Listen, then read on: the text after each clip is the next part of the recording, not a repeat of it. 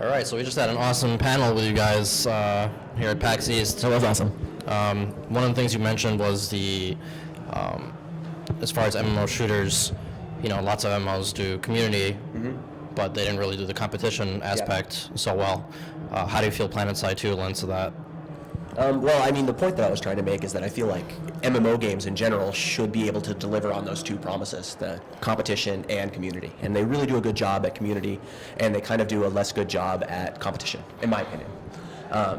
Planetside 2 is inherently a very competitive game because it's 100% PvP. So everything you're doing is competition. You're competing for resources, you're competing against the other empires for control, for conquest of the world. I mean, the original tagline from Planetside 1 was for land, for power, forever, right? And Planetside 2 is definitely, we still have that exact same mentality. So yeah, that's what I'm hoping to see more of in the future of games, and I think Planetside 2 is going to really help out with that, is getting more of that competitive aspect. In addition to really cool community aspects. Why 3 factions? I know a lot of people that love PvP, are pretty strict on wanting 3 factions. Why do you think 3 factions lends itself well to a solid PvP experience? Well, in a persistent game like Planetside, having 3 factions is a really, really good way to keep all of the factions honest. You can't really have a completely dominant group when the other 2 can kind of either gang up or attack them from 2 different sides. So it works really, really well to help out some of those problems that you have with a completely imbalanced faction. These guys have more players than anybody else. They're more dominant than anybody else. Having 2 factions there to be able to counter them is huge. Obviously the Battlefield series has a lot of similarities with Planetside. A little bit of the persistence, progression, stuff like that. Yeah. They're kind of blurring the lines these days. They're getting closer and closer together. What do you think Planetside does to really set itself apart as these lines get blurred? Well, I mean, Planetside still delivers on the massive scale in a way that no other FPS game can.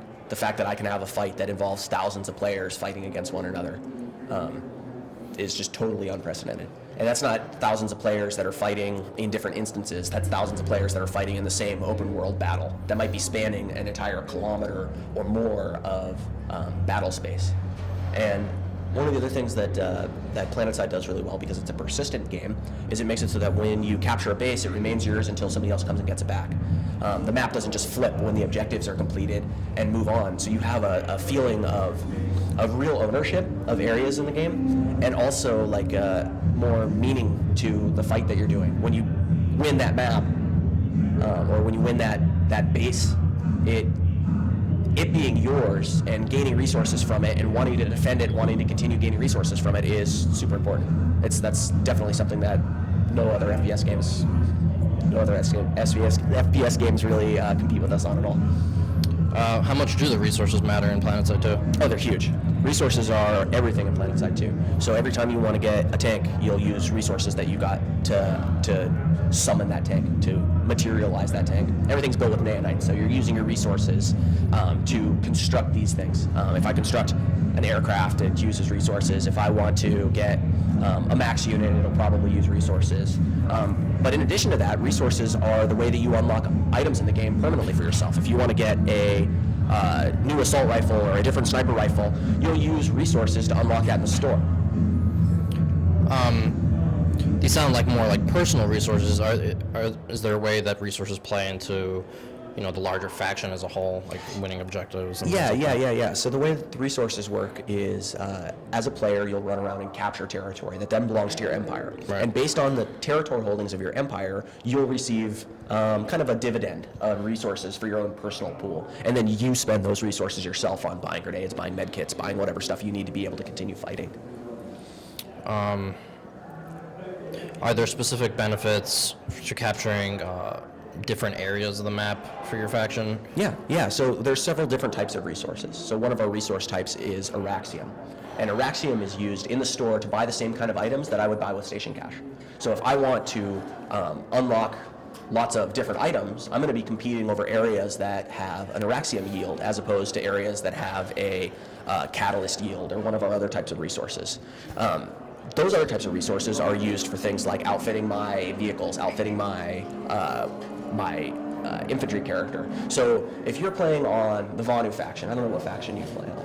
What's your? Do you have? I actually one? do like the Vonu faction. All right, so you're a Vonu kind of person. alien tech and all All right, that. anyway, I'm coming over here. So, and then I play on the NC faction, right, which is clearly the good faction, as Right. opposed to the kind of weak sauce Vonu faction. So, I play on NC, and I might want to attack some specific region that I know has resources that you guys use to fit a railgun on your Mag Rider, or to just even spawn air vehicles or something like that. If I want to prevent you guys from being able to do that, I can strategically, by capturing those facilities that yield that type of resource, I can deprive your empire of that resource on the continent. Now that does a really cool thing, which means that now I'm not going to have to deal with as many of your Scythe air fighters or Mag Rider tanks or whatever thing that I was trying to get you to not be able to spawn. Now, the logistics of putting together these massive battles, players are going to want to coordinate and collaborate. What are you doing in terms of, the UI and other features to facilitate this for players, So we have especially tons of- guilds? Okay, yeah, so we have tons of different coordination tools. At the lowest level, we have squads. That's analogous to a group in an MMO. Then you have platoons, which are groups of squads. And then we have outfits, which are equivalent to a guild. Those all have their own ability for the leader to assign permissions and allow for different functions based on what permission level that you're at, that kind of thing, like you would expect to see in a true MMO guild system. But we also have a major coordination system called the mission system that it kind of bridges a gap between two different types of players. You have the guys who are really interested in playing the more strategic game. They're interested in doing what I was just talking about, of denying resources to the enemy before they're doing it. Those guys are playing at kind of a strategy level, as opposed to the big group of people who are just interested in moment-to-moment combat. I just want to go in and have a kick-ass FPS experience. The mission system bridges the gap between those two people because it allows these guys to create a mission that says attack this base, and then these guys can easily just open up the map, see the available missions, click go, and they're fighting in massive, enormous battles that actually matter because the strategic person who's setting it up over here is creating missions that are going to benefit their empire the most.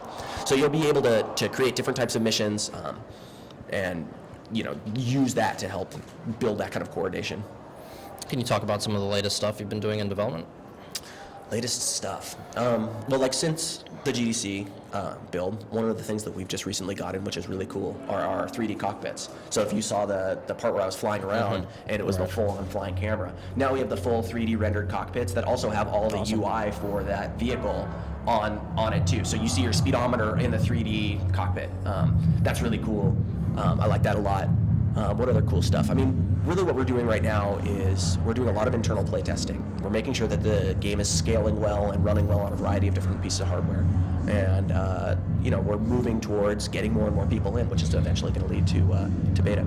We're also putting in new content, new weapons, new vehicle attachments, things like that. Speaking of vehicles, are you guys doing multi-person vehicles? No, I don't mean just transport, but say, a tank driver and his gunner.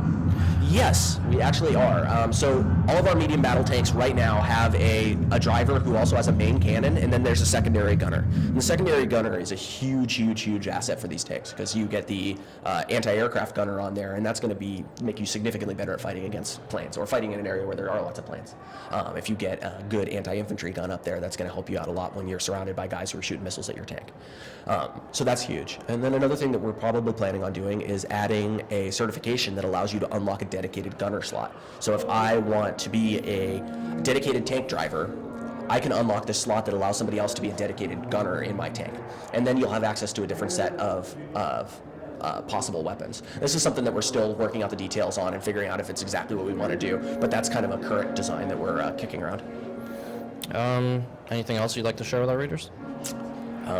Just that they should go to planetside2.com and sign up for beta if they haven't already. Follow us on Twitter at planetside2. I'm at M. Higby. Our senior art director is at PS_T-Ray. We're always sending out behind-the-scenes information about the game, work in progress on art, all that kind of stuff. So you can really kind of get a feeling for what it's like to be behind the scenes of the game development experience if you hop on Twitter and follow us there. All right, thank you for your time. Thank you.